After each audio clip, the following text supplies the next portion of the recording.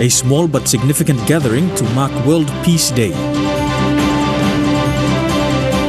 CLRC seeks public views on 22 reserved seats. Inmates living in condemned facility on Manus Island.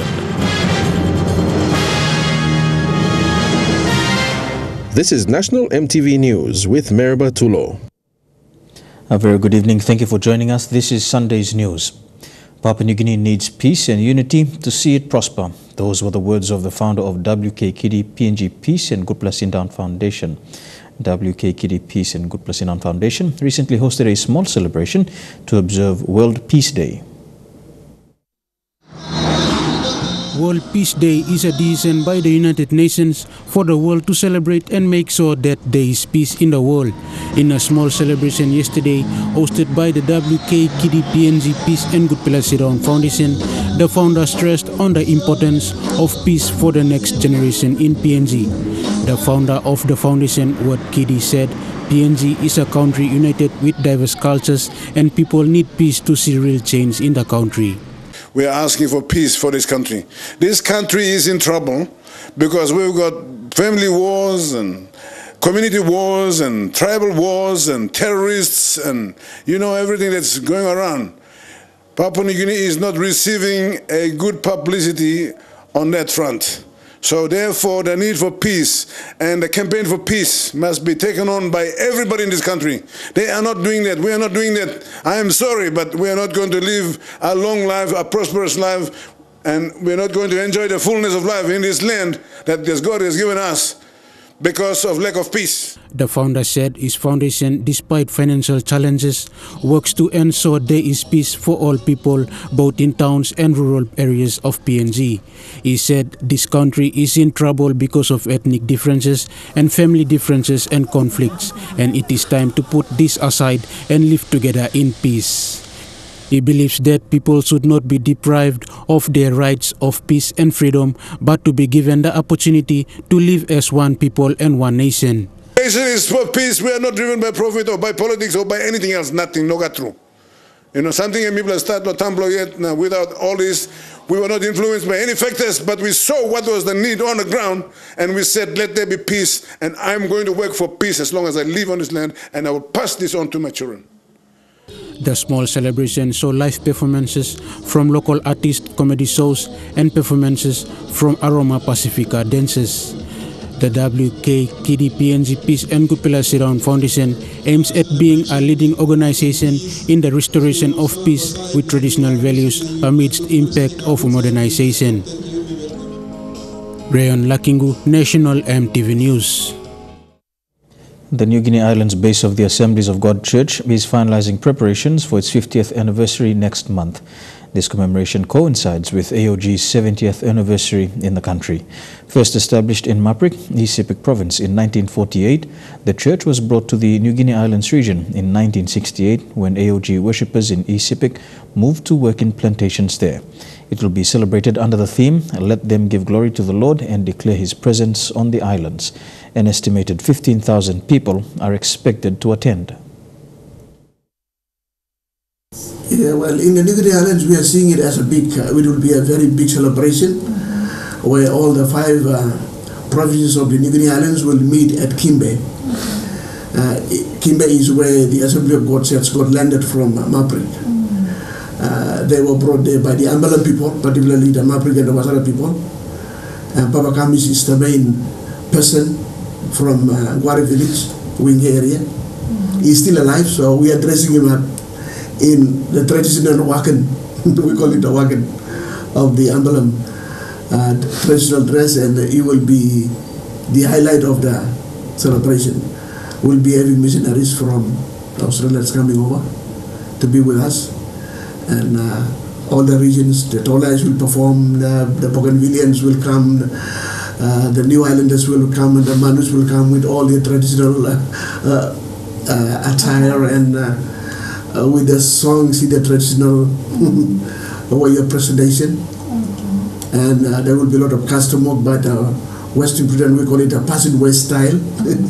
Calabin Peak, Nataro, and all that will take place in Western Britain. And we'll have helicopter flying with all the flags of the New Guinea Islands, and the church flag will be landing in the main stadium of the Central Mutual Stadium. And it will take 3 days, from the 2nd of November to the 4th of November.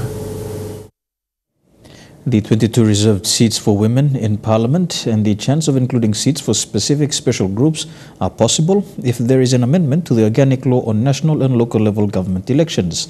The Constitutional Law Reform Commission has been given 18 months to have public consultations on the review of the Organic Law and issues relating to the 22 reserved seats and the specific interest groups. No woman had been voted into Parliament in the 2017 national election. When the 22 reserved seats for women were presented to Parliament by Dame Carol Kidu in 2011, they could only get a constitutional amendment to Section 101, which is on membership, paragraph D, which states a number of women elected from a single member women's electorate, as defined under an organic law. This means after receiving 72 votes by Parliament to amend Section 101, the 22 women's seats are available. But what needs to be done is an amendment to the Organic Law on the national and local level government elections, which now requires 84 votes, which wasn't able to be mastered. That's where the nationwide consultation on the review of the Organic Law on national and local level government elections can help. The Constitution and Law Reform Commission has been given 18 months for the nationwide consultation, and they are collecting information and are running seminars with a National Research Institute like the one last week in Port Moresby. They will need to hear whether or not people want the inclusion of the 22 reserved seats or the inclusion of specific interest groups, like people living with disability or other majority groups like the Motu Koitabus and others. The CLRC are still open for submissions to be given by the public on suggestions on areas in the Organic Law on national and local level government elections that can be changed.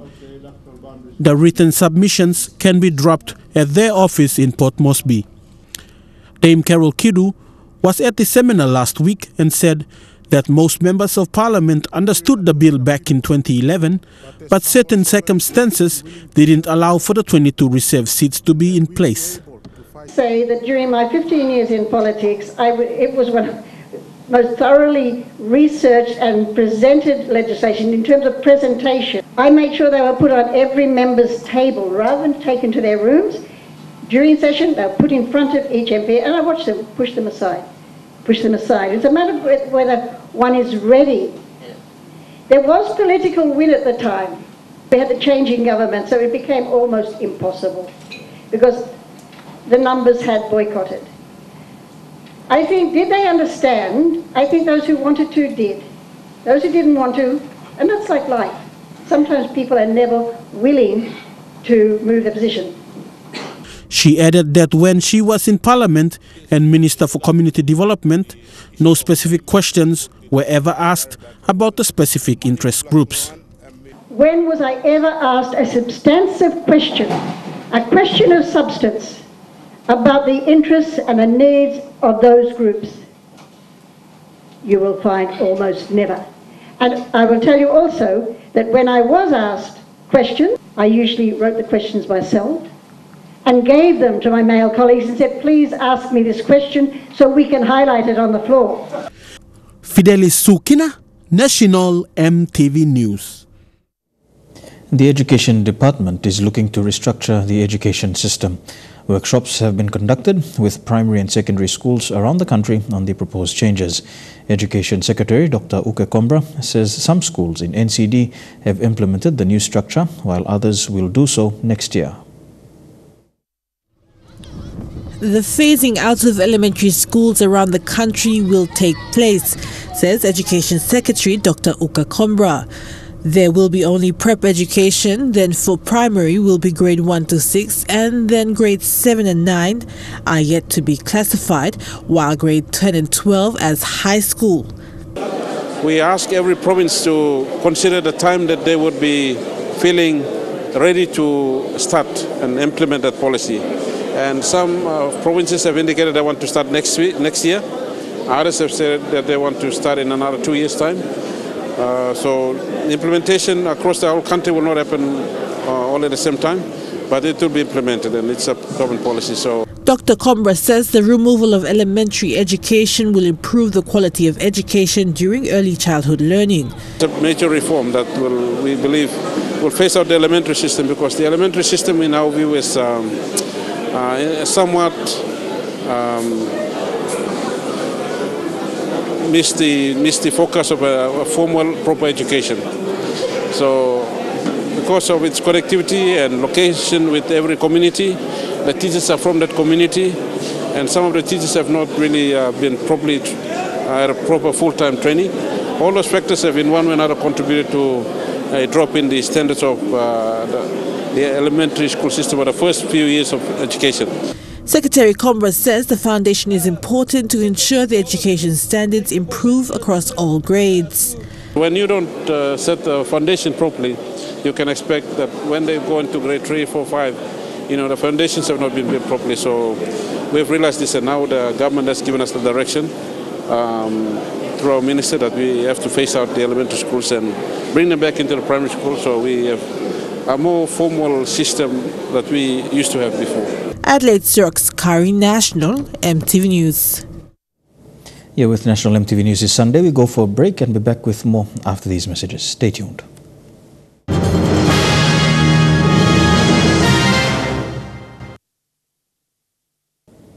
Welcome back to the news. The Police Internal Investigation Unit will be carrying out checks on police-issued vehicles, both marked and unmarked. IIU Director Robert Ali says the exercise is another attempt to improve the general outlook of police resources. A team of probationary constables will be assisting the unit to do the checks.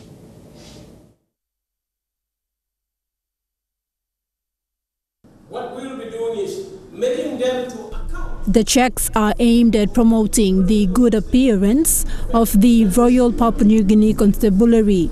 The team of probationary constables have commenced a mock exercise at the Badili police station. Similar checks will be conducted randomly at the 8 stations in Port Moresby. That will apply to standard uniform dressing code and then standard motor vehicle dressing code. And so on the standard motor vehicle dressing code, we want to ensure that there are no unnecessary aerials with feathers of, emu, flying out there with unnecessary, writings on the door of the vehicle like Mangi, Kange, White Shark, Minoga Time, ID24. Those are the things that are not supposed to be on the vehicle. And so what we do is, if we find these things written on the police vehicles, we ask them to produce an official document authorizing them to put the stickers on the vehicle. If they don't have any authorization from the management, then we tell them to remove it, and we give them time to do so. If they fail to do so, it constitutes a disciplinary offense. We charge them disciplinarily. This exercise is based on standing orders derived from the RPNGC. It is aimed at creating a uniformed outlook for police officers, the vehicles they use to conduct police operations, and the barracks they live in. Those are type of actions we want to take to ensure that we bring back order and discipline within the organization. I think we've probably gone too far, and we've allowed the PSC to do their own thing, and they're not probably, left the rule books aside and gone astray and doing their own things and this sort of thing. So what we're saying is that go back to the rule books. Your basic, functions that you want to perform at the station level are in the rule books there. And so we are reiterating the importance of these things back to the station level. The IIU unit under Director Robert Ali's leadership is encouraging police officers to maintain a high standard of discipline and promote good policing habits. Thekla Gunga, National MTV News. Police in Manus have recaptured 3 inmates who escaped from custody from the Lorengau Correctional Center. The 3 are James Kapin, Carol Milton, and Egi Oli. All are convicted prisoners serving jail sentences. The 3 had appeared before the Lorengau District Court on charges of escaping lawful custody between September the 8th and 9th. The 3 were taken back to the CS compound, where they are currently serving their jail terms. Meanwhile, a Sudanese man was charged for attempted arson after police alleged that he set fire to mattresses and blankets in his room last week. 24-year-old Adam Kowa is expected to appear for mention before the Lorengau District Court tomorrow. The incident occurred at the 300-man campsite at West Lorengau House at Ward 1. Police believe Kowa had an argument with Paladin security guards over certain rules at the camp before he swore at the guards and threatened to burn down the building. He then went into his room and started the fire. The matter was reported to police and immigration officers, which led to his arrest. Inmates at the Lorengau Correctional Center in Manus are still living in a facility that requires maintenance work. The facility was condemned after a health inspection in 2007. 11 years has passed and the move to a new site has not even started.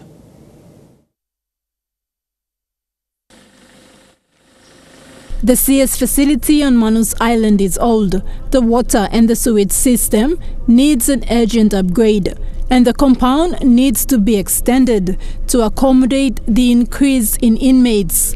There are just over 80 inmates at the jail. All are male prisoners. About 70% are waiting for their court hearings, while the remaining 30 are serving their sentences. So cells Plumibla can contain only 60 to 70. So that was triple number in there.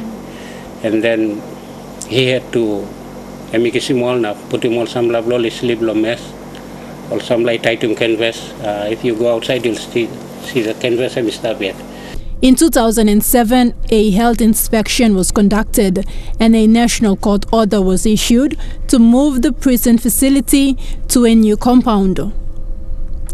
A piece of land near Salasia, outside of Lorengau town, was identified for the relocation exercise. But the work on building accommodation for inmates and CS officers there has been slow. I think provincial administrators sent officers from technical services. They came in, they made the costings, only working costings below maintenance to about 285,000 or something like that. So Mr. Poko did work long, and then as we mentioned him, the documents were prepared by the technical services. Now, only put him go through now for us to get some funding. In May, another health inspection suggested that maintenance work needed to refurbish the compound should be conducted between June and August this year.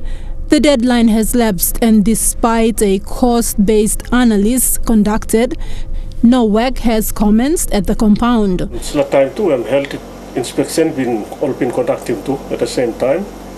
Now we've been given 3 months notice Lomibla, Lomoco maintenance. Inside of facilities here.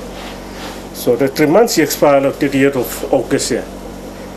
So since the time we go through all provincial administration, writing pass go through all the time securing some funding long through long.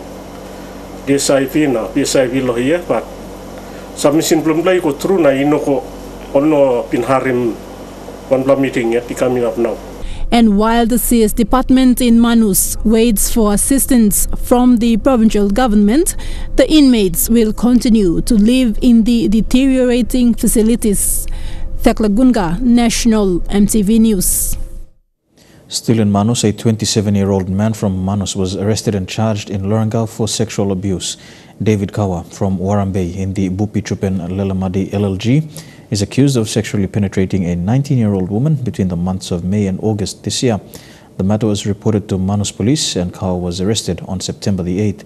He will appear before the Lorengau District Court tomorrow. The newly established PNG Refrigeration and Air Conditioning Association aims to educate people in this trade on cooling technology that is both ozone and climate friendly.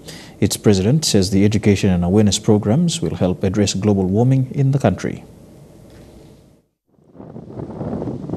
Papua New Guinea is now challenged to transition into using more environmentally friendly refrigerants. The PNG RACA has taken on the challenge to educate people in their trade on good practices and to use environmentally friendly refrigerants so that they do not affect the atmosphere and ozone.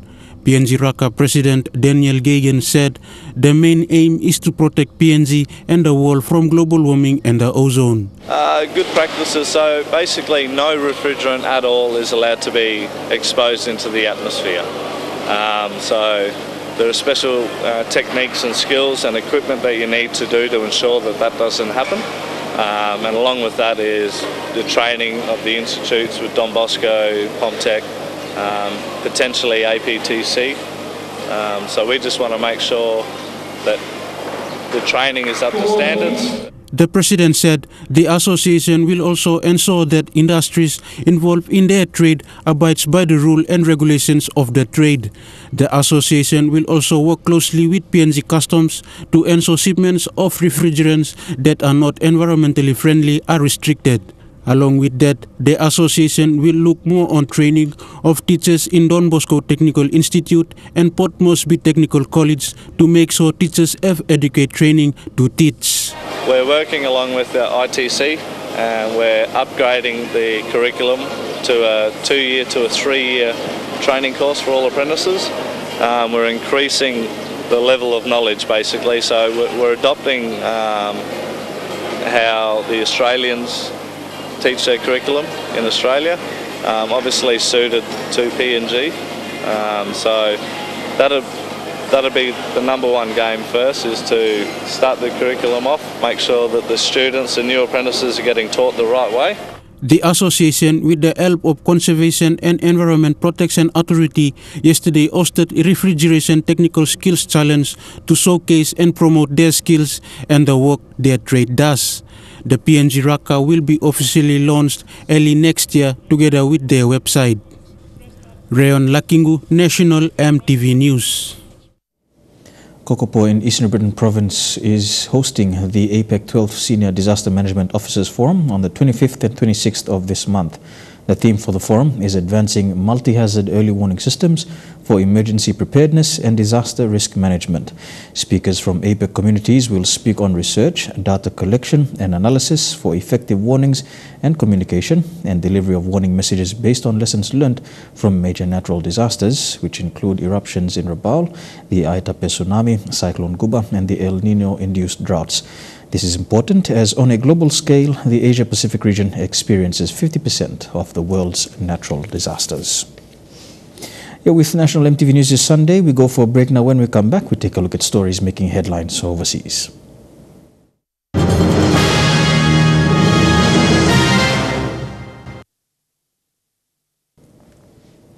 Welcome back to the news. Turning overseas now, for decades, China has chosen its own Catholic bishops without the Vatican's approval. That is about to change. The Vatican has signed a landmark agreement with the communist country that will allow the Vatican to approve or veto candidates. Spokesman calls this a step toward bridging a gap between China and the Church. Well, this is not the end of a process, it's really the beginning.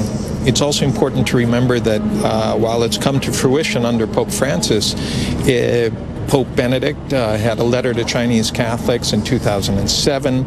He was working for the same goal. John Paul II had made legitimate a number of illegitimately ordained bishops. So this is really the work of 30 years and 3 pontificates.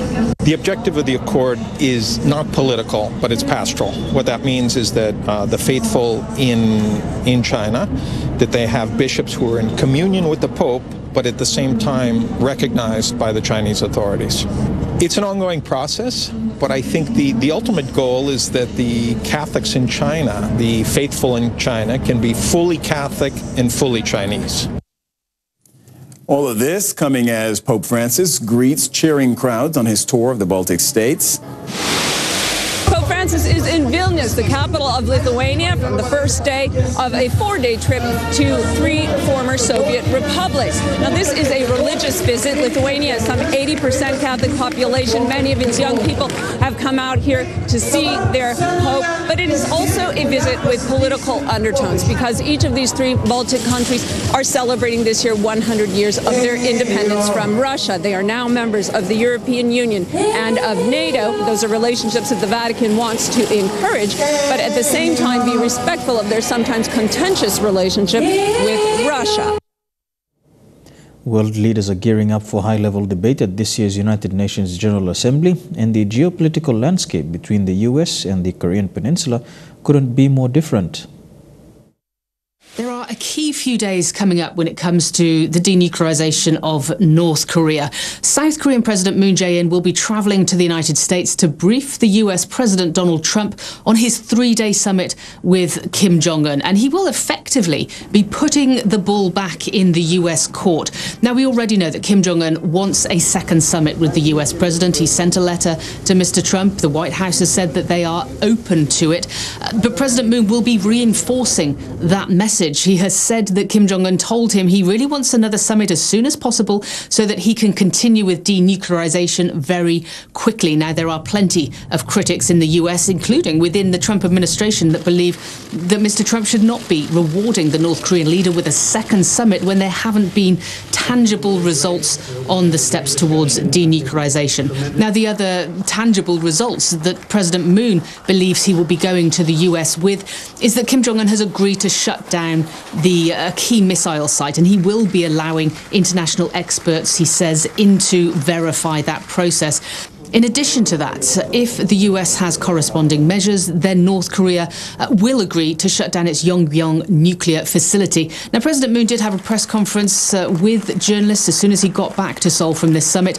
and I asked him what exactly are these corresponding measures, and he effectively said that it was to end hostilities against North Korea, which means an end to the Korean War, which was signed by an armistice, not a peace treaty, back in 1953.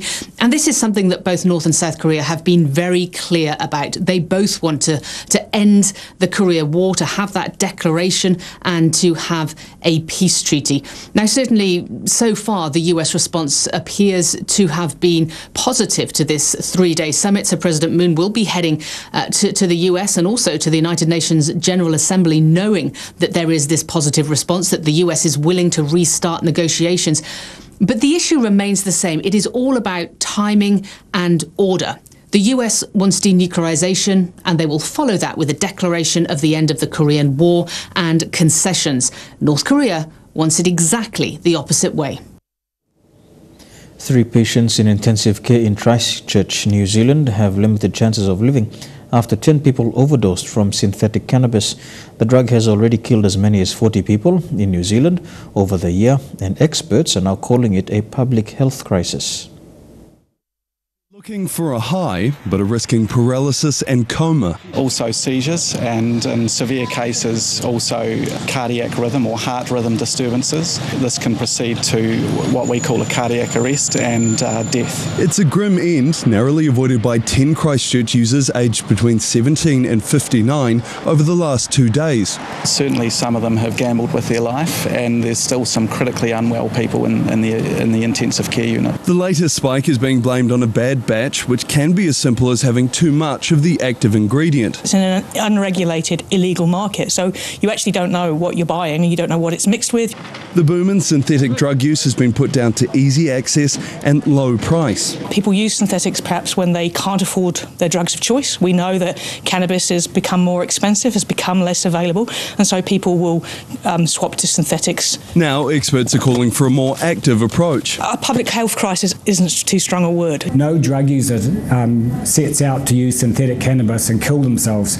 So when that happens, like anything like food poisoning or emergency response, you want that information to get out as quickly as possible to the right people, and maybe you can prevent some of those deaths. They say the response to incidents like in Christchurch has to be quicker and needs to be health focused. I think we're losing the fight already. I mean, sure, down the line the police arrested and prosecuted a few drug dealers, but to be honest, I would have preferred that you'd put in a lot of effort before that and tried to prevent the rest of those people dying. Talk with users around what help and support they need. It might be help with accommodation, mental health issues, other supports. Tonight, 3 people remain in critical condition in Christchurch Hospital, and unless more is done to combat the rise, it's likely more will follow.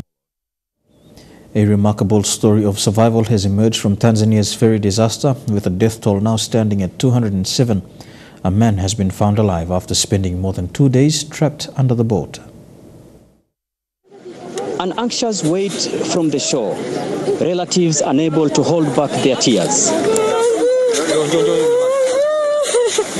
The ferry capsized 2 days ago. Officials say it was filled 4 times to its maximum capacity. Divers resumed their search for survivors today after hearing knocking from inside the vessel, rescuing an engineer. He said to have survived in an air pocket inside the MV Nyerere ferry and is in a serious condition. While some families wait for the news, others have started a difficult process of collecting their relatives and preparing them for burial. Angelina Mtesigwa's daughter Emiliana died on board the boat. She was trying to find a job. I worked hard to educate her and was relying on her to help me financially in my old age. But this is God's will. The government is already making plans for the bodies that have not been claimed or identified, digging graves just meters from the site of the accident, ahead of a burial tomorrow. An official investigation into what happened will take place once the rescue effort to find any survivors has ended. You're with National EMTV News this Sunday. We go for a break now. When we come back, some sporting updates in Trukai Sports. Stay tuned.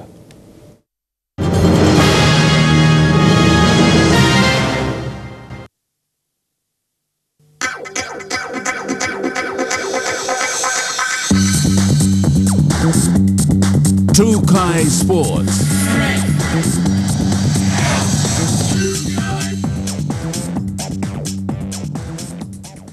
Welcome to Trukai Sports. We begin with Rugby Union, and the Capital Rugby Union Invitational Sevens saw some community-based teams and a team from Mount Hagen take part.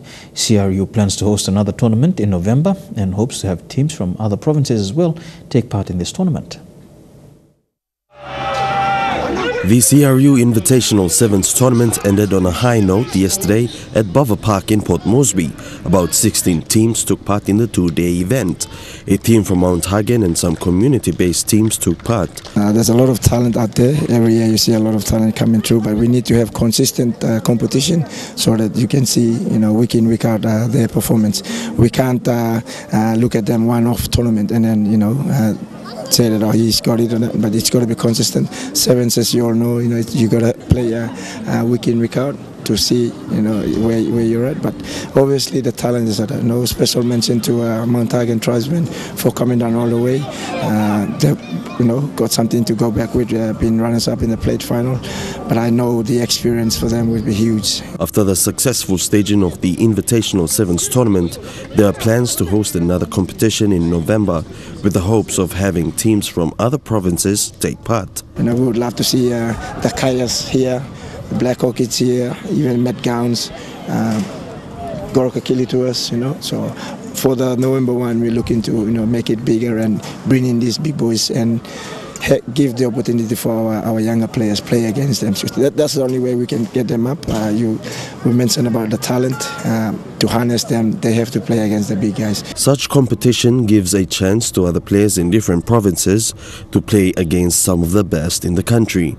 Having the provincial unions to come and participate in our competition or in our tournament allows an opportunity for our young and upcoming players to rub shoulders and play against some of the best in the country, and that's what it's all about with these tournaments, to bring those top gun teams into our tournaments and then get our younger players playing against the so-called big boys of sevens.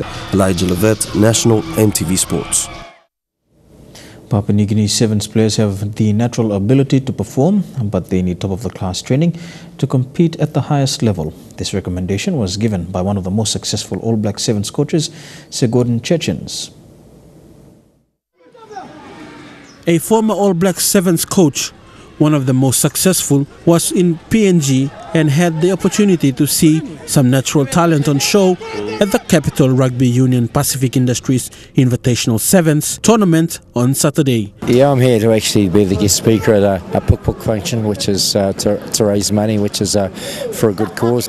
Yeah, I coached the All Black Sevens team for 22 years. You know, within those 17 years that I was involved in the World Series, we won 12 World Series titles and won 4 Commonwealth Game gold medals at the Commonwealth Games and 2 Rugby World Cups. With his experience in coaching well over 100 international sevens tournaments, he had this to say about the PNG sevens talent that he had witnessed. It's new to me, I've never been here before in my life, and I certainly see the interest in rugby here. This is growing at a huge rate now, and just here today at the tournament, see so many gifted, natural, talented athletes here.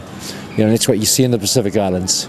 You know, they do stuff that we can't coach. He added that the key to a successful campaign by the Puk Puk Sevens team was training at a high level. Certainly, I mean, if I'm ever in a position to come and help some of the lesser nations, then I'd certainly make the time to come here, because you get a lot of satisfaction out of seeing, you know, a lot of these younger players be the best they can be and provide them with a lot of what is high performance, because that's the key now. It's professional now, and you've got to be a professional to play the game. Fidelis Sukina, National EMTV Sports. Still to come on Trukai Sports, the Roosters to take on Melbourne in the NRL Grand Final. That and more when we come back.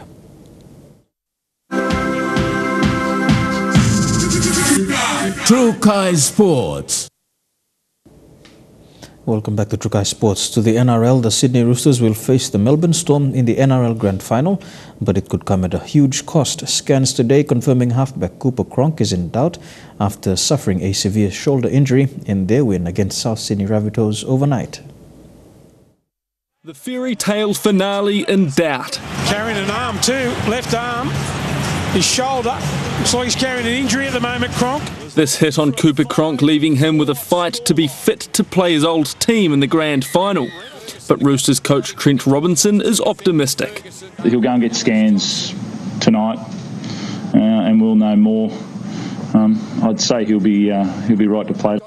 Tied at just 4-4 at half-time, both sides needed something more after the break, but Cronk was little more than a passenger in the second half. He's in big trouble, Cooper Cronk, again holding that left arm, and it's hanging by a thread. Huge concerns for Cooper Cronk. Concerns not shared by the Rabbitohs' defence. The Roosters playmaker clearly not 100% and with a clear target on his back. Well, he was absolutely level by Totola. Doesn't look good in slow motion. But even with Cronk struggling, there was no consideration given to resting him for the second 40. It wasn't even discussed. We didn't even, to be honest, I didn't even ask how he was. No, Cooper knows how he is and he needed to get work done there. The Rabbitohs had work of their own to do.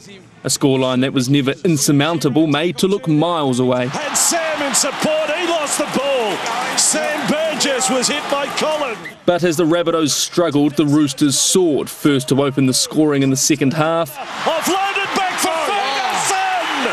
Ferguson, big and strong! Before Paul Momirovski put the final nail in the Rabbitohs' coffin. The Roosters have scored! Momirovski! Second game of first grade! The Roosters this afternoon saying they'll give Cronk right up to kick-off next Sunday to get better, with their title hopes dangling on the fitness of their main playmaker. To football now, and Liverpool has extended its winning start to the English Premier League season after making it 6 from 6 after beating Southampton 3-0 to remain top of the table. Before the match was whether striker Mo Salah could break his mini goal drought. He came close twice before being gifted this from close range. Shaqiri off the underside of the bar for Salah to put in, and Liverpool getting to half-time with a 3-goal lead.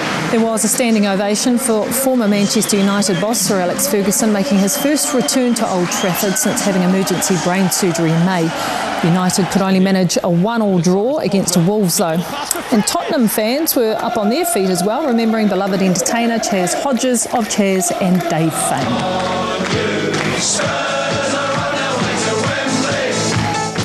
Spurs beating Brighton 2-1. To golf, and Tiger Woods is back in competition, taking hold of the PGA Tour Championship with a superb third round leading into the final. Woods put on a show where it was said the atmosphere was electric at times on the course. Thousands of fans packed onto it, absolutely not just willing Tiger to a first victory they hope in 5 years, but almost demanding it. I just want to give you a quick little anecdote from when I went out onto the course for a stroll late in the afternoon, got alongside the 15th green, the short 15th there, and the crowd when he made a clutch par putt, absolutely bursting into one huge roar. But the image for me, we glanced across a fairway over the lake. The ground staff there had come to a halt to watch proceedings as Tiger made that clutch putt. It was that kind of day here Saturday at Eastlake. Let's dig deeper then into his third round on Saturday, particularly the way in which he started it. A breathtaking start. 6 birdies in his first 7 holes, including a stretch of 5 straight birds, matching his own record, by the way, 30.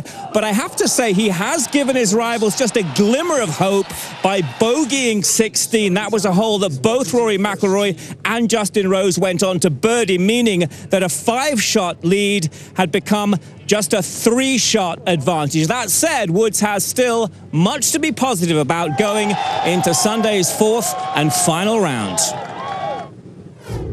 I felt hot early, for sure. I was hitting it absolutely dead flush. The putts I was hitting were going in, and you know, from there I just tried to hang in there and try to make, if I could add maybe 1 or 2 on that back 9 would be great. But I figured the guys weren't going to be doing much out there. You look at these hole locations, before the day started. Could we get them the night before? And I figured, a low round would be 66 or 65 today. And having to be 600 through 7, I'm right where I need to be. And that's it for Trukai Sports. We go for a break now. When we come back, the weather details for Monday. Trukai Sports.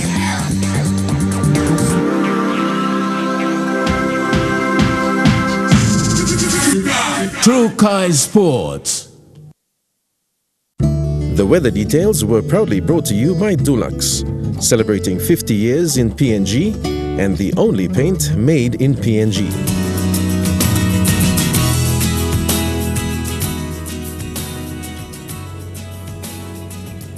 A look at the weather forecast for the next 24 hours in the southern region. A few showers expected in Kerma with Aulutau and Popondetta as well.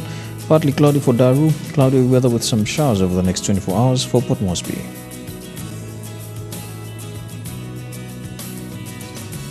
To the Momasi region, rain and showers expected in Wau, partly cloudy for Ley, mostly fine for Madang, Wewak and Vanimore. To the New Guinea Islands region, fine weather expected in Lorangau, fine becoming cloudy for Kavieng, cloudy weather with some showers for Kokopo, Rabaul, Kimbe and Buka.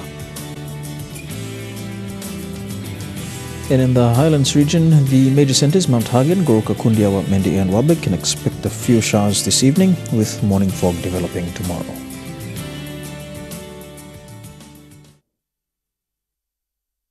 The weather details were proudly brought to you by Dulux, celebrating 50 years in PNG and the only paint made in PNG. And that's the way it is today, Sunday, the 23rd of September 2018. On behalf of the EMTV News team, have a pleasant working week. Good night.